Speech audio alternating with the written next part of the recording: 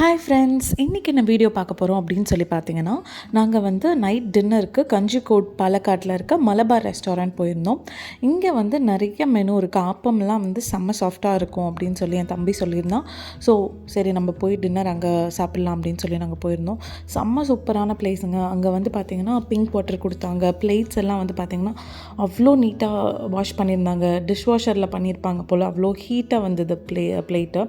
ஸ்டார்டர்ஸ்க்கு நெத்திலி fry and dragon chicken வாங்கியிருந்தோம். அதுக்கப்புறம் மெயின் கோர்ஸ்க்கு வந்து ஆப்பம், பரோட்டா, அதுக்கப்புறம் வந்து தந்தூரி, அதுக்கப்புறம் வந்து மீன் பொளிச்சது, எக் கறி இதெல்லாம் வாங்கியிருந்தோம்.